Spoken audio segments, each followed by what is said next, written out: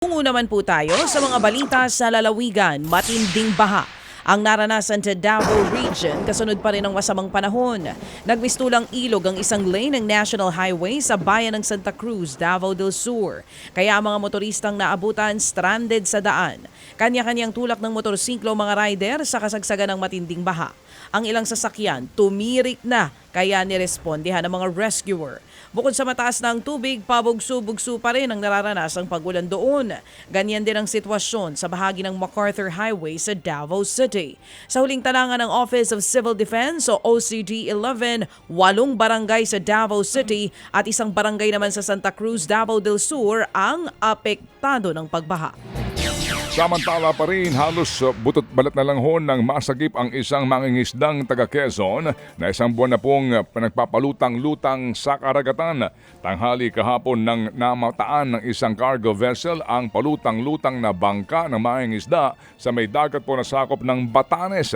Nang lapitan, dito nila nadiskubre ang 50 anyos na si Robin De Hilo. Kwento ni De Hilo, umalis siya noong pong August 4 sa Infanta, Quezon para mangisda. Naubusan siya ng gasolina pagsapit niya sa karagatan na malayo sa dalampasigan, nasakop po ng dilasag sa Aurora kaya hindi na siya nakauwi. Mula noon ay nagpalutang-lutang na siya sa karagatan. Agad na isinugot si De Hilo sa ospital. Nakikipag-ugnayan ngayon ng mga otoridad para nga po ipaalam sa kanyang pamilya na buhay ang mangingisda. Nang dahil umano sa misdiagnosis, namatayan ng anak ng isang ginang sa Naga City, Cebu. Ang kwento ni Chermy Serino, na ospital ang kanyang anak nitong September 2 dahil sa lagnat at pananakit ng tiyan. Pero habang ginagamot, nagkumbulsyon si Baby Izzy. Tinurukan daw ng pampakalma ang kanyang anak pero pagkatapos nito ay hindi na raw dumilat ang bata. Pagkalipas ng 8 araw, saka palang nailipat ng ibang ospital si Baby Izzy. Pero critical na raw ang kondisyon ng bata. Nitong September 15, binawian ng buhay ang sanggol.